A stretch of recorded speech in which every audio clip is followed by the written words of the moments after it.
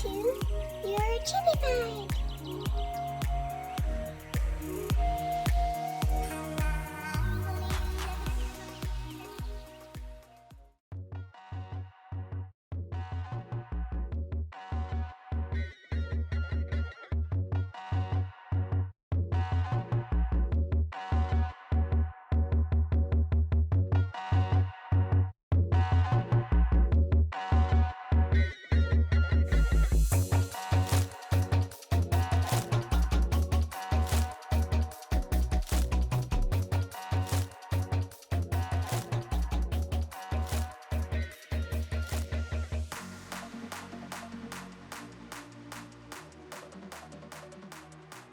Today we're going to talk about Abraham Lincoln. Abraham was born to Thomas and Nancy Lincoln, and he had two other siblings, one of whom died in infancy. When Lincoln was 9, his mother died, which devastated him, but his father married Sarah, and he was able to bond with his stepmother. Lincoln's family moved from Kentucky to Indiana, and they were actually squatting on public land before his father bought a land. While it's likely that both his parents could not read, Sarah encouraged Lincoln to read. Lincoln received his formal education at an estimated about 18 months, a few days or weeks at a time. And he, because books were in short supply, he used to walk miles to borrow a book.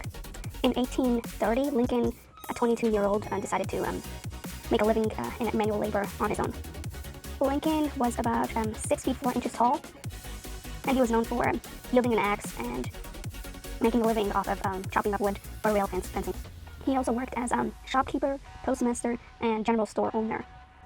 During the Black Hawk War in 1832, between the U.S. and Native Americans, Lincoln was elected to be their captain by volunteers, and while he saw no combat, he's quoted as saying, "A good many bloody struggles with the mosquitoes."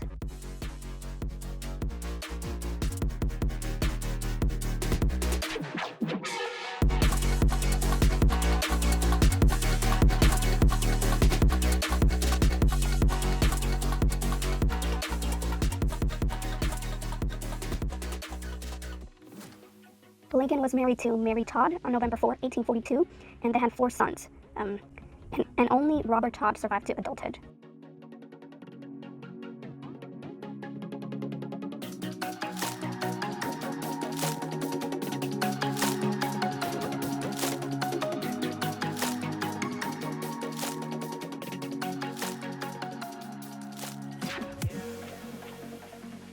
In 1834, Lincoln was elected to the Illinois State Legislature as a member of the Whig Party. This is around the time that he decided to become a lawyer and passed the bar in 1837. Lincoln served a single term in the U.S. House of Representatives from 1847 to 1849. He spoke out against the Mexican-American War, which made him unpopular, so he didn't run for a second term. By the 1850s, the railroad industry was moving west, so Lincoln served as a lobbyist for the Illinois Central Railroad as its attorney.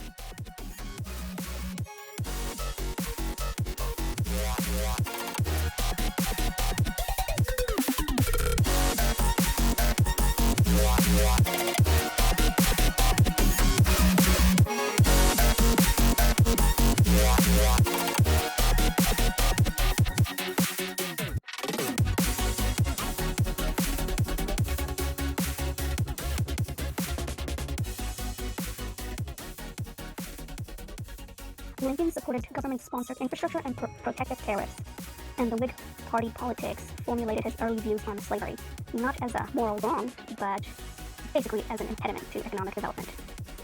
In 1854, Congress passed the Kansas-Nebraska Act, which repealed the Missouri Compromise, basically allowing states and territories to decide whether they wanted to allow slavery or not. The law provoked violent opposition, which gave rise to the Republican Party. And this basically, Lincoln's views on slavery moved more toward moral indignation, and Lincoln joined the Republican Party in 1856. In 1857, the Supreme Court issued the Dred Scott decision, basically declaring African Americans not citizens, which meant they had no inherent rights. And while Lincoln did not believe African Americans were equal to whites, he believed America's founders intended that all men, regardless of skin color, had certain inalienable rights. Lincoln decided to challenge the sitting U.S. Senator for his seat, and in his nomination acceptance speech, he criticized Douglas, the Supreme Court, and President Buchanan for promoting slavery and declared, "A house divided cannot stand." Lincoln did not win, but he became more known. In 1860, Lincoln ran for president, and his nomination was partly due to his modest views on slavery, his support for improving the national infrastructure, and the protective tariff. In the general election, Lincoln faced Stephen Douglas, but this time he won. Lincoln received 40% of the popular vote, but carried 180 of the 303 electoral college votes, winning the presidency. Lincoln selected a strong cabinet, most of whom were rivals. In 1861, 7 southern states had seceded from the Union. And by April, the military installation Fort Sumner was under siege in Charleston Harbor, South Carolina. April 12, 1861 was the beginning of the U.S. Civil War, America's costliest and bloodiest war. Lincoln's response was different from other presidents. He distributed $2 million from the Treasury for war material without an appropriation from Congress. He called for 75,000 volunteers into military service without a declaration of war. And he suspended the writ of habeas corpus, arresting and imprisoning suspected Confederate States sympathizers without a warrant. Without a warrant.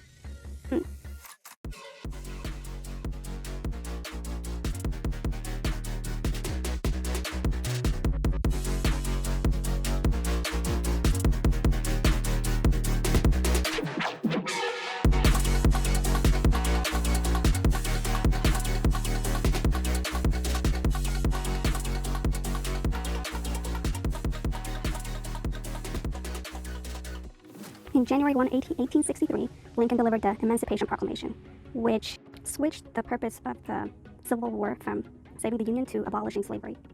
The proclamation stated that all who were held as enslaved people in rebellious states henceforth shall be free, except it was more symbolic than effective, since the North didn't control any states in rebellion, and the proclamation also did not apply to border states, Tennessee, or some Louisiana parishes. The first year and a half of the Civil War were not in favor of the Union Army, but the victory at Antietam on September 22, 1862 helped with morale. On November 19, 1863, Lincoln delivered his most famous speech, the Gettysburg Address, which was held in the Gettysburg National Cemetery in Pennsylvania with a crowd of 15,000 people. He said that the Civil War was the ultimate test of the preservation of the Union, and evoked the Declaration of Independence, saying it was up to the living to ensure that the government of the people, by the people, for the people, shall not perish from the earth, and this Union was dedicated to the proposition that all men are created equal. By 1864, Lincoln thought he was going to be a one-term president, but he received 55% of the popular vote and 212 of 243 electoral votes. On April 9, 1865, General Robert E. Lee, commander of the Army of Virginia, surrendered his forces to the Union. The Civil War was over. Before anything else could happen, Lincoln was assassinated on April 14, 1865, by a well-known actor and Confederate sympathizer, John Wilkes Booth, at Ford's Theater in Washington, D.C. He was in a coma for 9 hours before dying.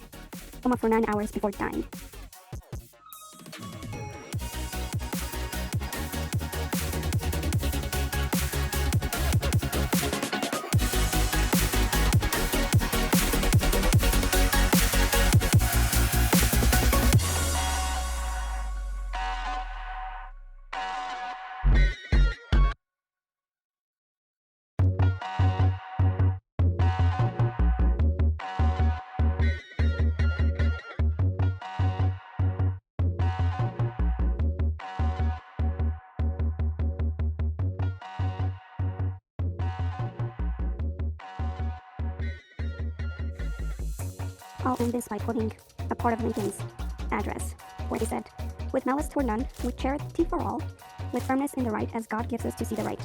Let us strive on to finish the work we are in, to bind up the nation's wounds, to care for him who shall be born the battle and for his widow and his orphan, to do all which may achieve and cherish a just and lasting peace among ourselves and with all nations."